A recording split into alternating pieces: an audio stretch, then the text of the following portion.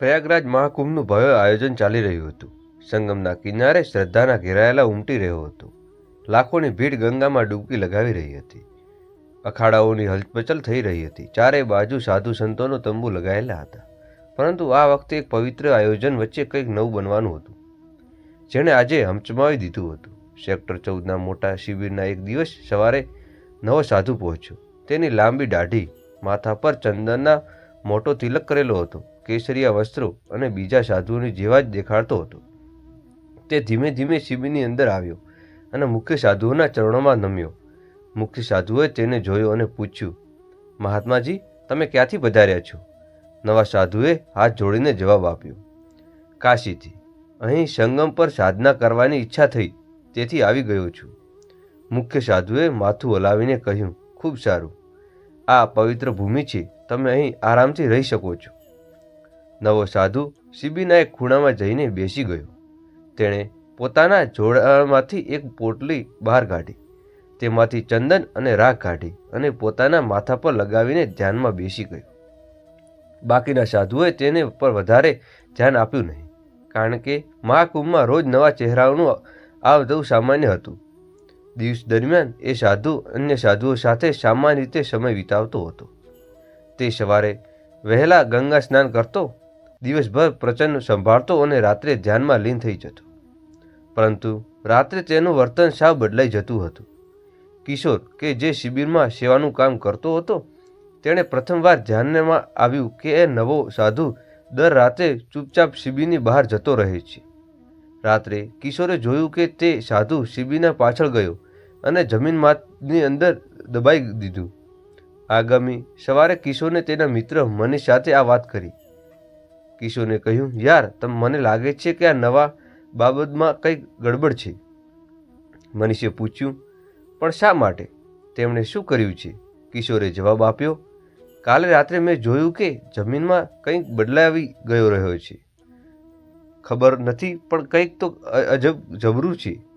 મનીષે હસીને કહ્યું, અરે, તને દરેક પર શંકા થાય છે. એક સાધુ પૂજાની સામગ્રી પણ દબાવી શકે છે જમીનમાં. પરંતુ કિશોરનું મન અશાંત હતું. તેણે નક્કી કર્યું કે તે સાધુ પર નજર જરૂર રાખશે. તે દિવસે પ્રયાગરાજના પોલીસને એક અજ્ઞાત ફોન કોલ આવ્યો.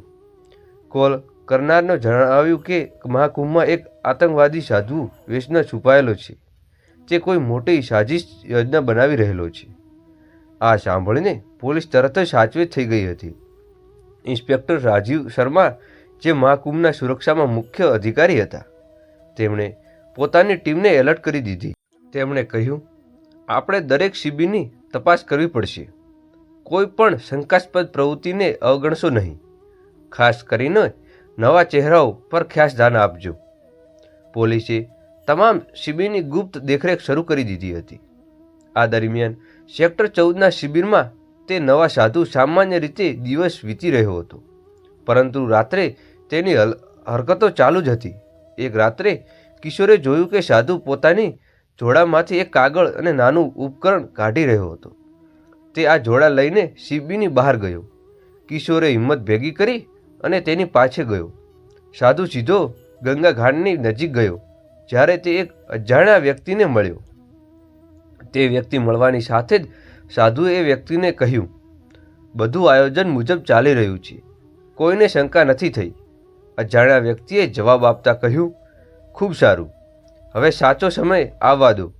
કિશોરે આ બંનેની વાતચીત દૂરથી સાંભળી અને તેને ફોનમાં રેકોર્ડ કરવાનો પ્રયાસ કર્યો હતો, પરંતુ તે બહુ ડરી ગયેલો હતો. આગલા દિવસે કિશોરે આ વાતને મુખ્ય સાધુને બતાવી. કિશોરે કહ્યું, મહારાજ, તે સાધુને મને કંઈક ગડબડ દેખાઈ રહી છે. તે તેમને કાલે રાત્રે કોઈ અજાણ્યા વ્યક્તિને સાથે આ વાત કરતા જોયો હતો. તે મુખ્ય સાધુને ગંભીરતાથી કહ્યું, બેટા, આ ખૂબ જ ગંભીર બાબત છે. આપણે પોલીસને જાણ કરવી જોઈએ. આમ બંને જણા પોલીસ જોડે જાય છે. કિશોરે સંકોચને જ કહ્યું, જો ગુનેગાર ન હોય તો મુખ્ય સાધુને કહ્યું, આજે રાત્રે આપણે તેને ફરીથી જોવા જઈશું. આગલી રાત્રે કિશોર અને મુખ્ય સાધુ નક્કી કર્યું કે તેઓ તે શંકાસ્પદ સાધુ પર નજર રાખશે. કિશોરે પોતાના ફોન તૈયાર રાખ્યો. કિશોરે પોતાનો ફોન તૈયાર રાખર કહ્યો અને મુખ્ય સાધુને શિબિરમાં બીજા કેટલાક સાધુઓને પણ એલર્ટ કરી દીધા હતા. રાત્રિનો સમય હતો. બધા સૂઈ જવા માટે તૈયાર થઈ રહ્યા હતા.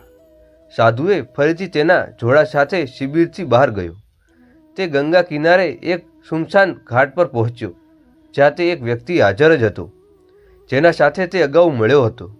અજાણ્યા વ્યક્તિને પૂછ્યું, તને જે કહ્યું હતું તે કામ પૂરું કરી દીધું છે ને?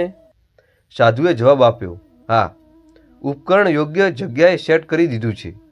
હવે એક આદેશની જરૂરની રાહ જોઉં છું. મુખ્ય સાધુ અને કિશોરે આ સાંભળીને આશ્ચર્યચકિત થઈ ગયા હતા. કિશોરે આ વાતચીત રેકોર્ડ કરી દીધી હતી. મુખ્ય સાધુએ ધીમેથી કિશોરને કહ્યું, બેટા, તરત જ પોલીસને બોલાવો. કિશોરે પોલીસને કોલ કરીને તમામ માહિતી આપી. ઇન્સ્પેક્ટર રાજીવ શર્મા અને તેમની ટીમ તરત જ કાર્યવાહી કરવા લાગી ગઈ હતી. ઇન્સ્પેક્ટર રાજીવે કહ્યું, અમે તો આ શંકાસ્પદ સાધુને રંગે હાથ પકડવા માંગીએ છીએ. જો તે ખરેખર આતંકવાદી છે તો તેને પકડવું ખૂબ જ જરૂરી હોઈ શકે છે. પોલીસે ઘાટ તરફ જતા તમામ માર્ગોને ઘેરી લીધા. કેટલાક જવાના વેશ બદલીને ત્યાં પહોંચી ગયા હતા, જેથી સાધુને તેમને પર શંકા ન થાય. સાધુ અને તેના સાથી હજી પણ વાતચીતમાં વ્યસ્ત હતા. સાધુએ કહ્યું, આ છેલ્લો તબક્કો છે. બસ જ્યારે ભીડ સૌથી વધુ હોય છે ત્યારે આપણે આપણું કામ કરવાનું છે. અજાણ્યા વ્યક્તિએ જવાબ આપ્યો, હા, આ હુમલાથી બહોળી સંખ્યામાં લોકો ક્ષણ બનાવી શકાય છે અને કોઈ પણ તેને વિચાર્યું પણ ન હોઈ શકે છે. પોલીસની ટીમ યોગ્ય સમયે આક્રમણ કરવાની રાહ જોઈ રહી હતી. જેવું સાધુએ તેના જોડામાંથી એક વધુ ઉપકરણ કાઢ્યું, પોલીસે તેના ઉપર ઘેરો લીધો. ઇન્સ્પેક્ટર રાજીવે કહ્યું, હાથ ઉપર કરો અને પોલીસથી બચવાનો પ્રયાસ ન કરતા. સફળ નહીં થાવ. સાધુ અને તેના સાથી હડબડાઈ ગયા હતા. સાધુએ ભાગવાનો પ્રયાસ કર્યો, પરંતુ પોલીસે તેને પકડી લીધો. સાધુના જોડાવાની તપાસ વિસ્ફોટક ઉપકરણો મળી આવ્યા હતા. પોલીસે તરત જ તે સાધુને અને તેના સાથીદારોને પકડી લીધા અને પૂછપરછમાં ખુલાસો થયો કે તે આંતરરાષ્ટ્રીય આતંકી સંગઠનના એક સભ્ય હતા. તેનું સાચું નામ અયુબ ખાન હતું, જે ભારતના ઘણા વર્ષોથી છુપાઈને રહ્યો હતો.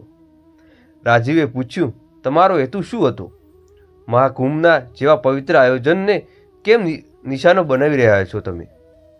અયુબ જવાબે આપ્યો, અમારો હેતુ અહીં એવો હુમલો કરવાનો હતો કે જે દુનિયાને હચમચાવી દે છે, પરંતુ તમે અમારા પ્લાનને ખતમ કરી દીધો હતો. પોલીસે સાધુના જોડા અને શિબિરમાં છુપાયેલા ઉપકરણોથી મોટા હુમલાનું આયોજન માટેના પુરાવો મળી ગયા હતા. આગળના દિવસે પ્રયાગરાજના પોલીસે મીડિયાને જણાવ્યું કે મહાકુંભમાં મોટો આતંકી હુમલો ટળી ગયેલો હોય છે. ઇન્સ્પેક્ટર રાજીવે કહ્યું, અને કિશોર અને મુખ્ય સાધુઓના આભાસી છીએ. તેમણે યોગ્ય સમયે અમને સાચી માહિતી આપી. આ બધું તેમની સચોટ અને હિંમતનું પરિણામ છે. આ કિશોર અને મુખ્ય સાધુને મહાકુંભના આયોજન મંડળ સન્માનિત કરી રહ્યો છે. મુખ્ય સાધુએ કહ્યું, અમે તો બસ અમારી જવાબદારી નિભાવી રહ્યા હતા, બાકી બધું ભગવાન જાણે. આ મહાકુંભ પવિત્ર આયોજન છે. તમે કોઈ અપવિત્ર નથી, કોઈ અપવિત્ર કરી શકતું નથી. કિશોરે અંતમાં કહ્યું, જો મેં આ સાધુ પર નજર ન રાખી હોત તો કદાચ ભવિષ્ય ભયાનક બની શકે છે. મોટું દુષ્કર્ષ થઈ શકતું હતું. આ ઘટના સૌને સચેત કરી ગઈ છે કે આસ્થામાં આવો મોટો આયોજનમાં સુરક્ષા અને જાણકારતા કેટલી મહત્વપૂર્ણ છે. આ ઘટના પછી મહાકુંભના આયોજકો અને સુરક્ષા એજન્સીઓ સુરક્ષાની વ્યવસ્થા વધુ કડક કરી દીધી હતી અને મજબૂત બનાવી હતી. તમામ નીતિ નિયમો, ચકાસણી અને દેખરેખ વધારી દીધી હતી, જેથી ભવિષ્યમાં આવી કોઈ ઘટના ન થાય. શ્રદ્ધાળુઓને પણ સલાહ આપવામાં આવી કે તેઓ સચેત રહે અને કોઈ પણ શંકાસ્પદ પ્રવૃત્તિ અંગે તરત જ પોલીસને માહિતી આપે. મહાકુંભ જેવા વિશાળ આયોજનમાં સુરક્ષા પડકારો હંમેશા રહેલો હોય છે, પરંતુ પ્રશાસન અને જનતા સાથે સહયોગથી આ પડકારાને સફળતાપૂર્વક નમાવી શકાય છે. આ ઘટના સાબિત કરી દીધું કે સચેતતા અને સંયુક્ત પ્રયાસોથી મોટો ખતરો ટાળી શકાય છે. મિત્રો, તમને આ વિડીયો સારો લાગ્યો હોય તો અમારી ચેનલને સબસ્ક્રાઈબ કરવાનું ભૂલશો નહીં. પ્રિય દર્શકો, જો તમને આ કમેન્ટ સારો લાગ્યો હોય તો તમને આવી રસપ્રદ વાર્તાઓ સાંભળવા ઈચ્છતા હોય તો કૃપા કરીને અમારી ચેનલને લાઇક કરીને સબસ્ક્રાઈબ કરવાનું ભૂલશો નહીં. અને કોમેન્ટ બોક્સમાં તમારા કુળદેવનું નામ લખવાનું ભૂલશો નહીં. તે તમારા ઉપર તમારી પ્રેરણા બની રહે છે. મિત્રો, હજુ સુધી તમે અમારી ચેનલને સબસ્ક્રાઈબ કરી ના હોય તો સબસ્ક્રાઈબ કરજો. ને આવી શ્રેષ્ઠ વાર્તાઓ અમે લખીએ છીએ તે વિડીયો તમારા સુધી સમયસર પહોંચી રહે એટલે બેલ આઇકનને દબાવવાનું ભૂલશો નહીં. મિત્રો, ફરી મળશું નવા વિડીયો સાથે, નવી કહાની સાથે. ધન્યવાદ. ત્યાં સુધી કોમેન્ટ બોક્સમાં જય શ્રી રામ, જય માતાજી લખવાનું ભૂલશો નહીં. જય શ્રી રામ, જય શ્રી રામ, જય શ્રી રામ, જય શ્રી રામ, જય શ્રી રામ.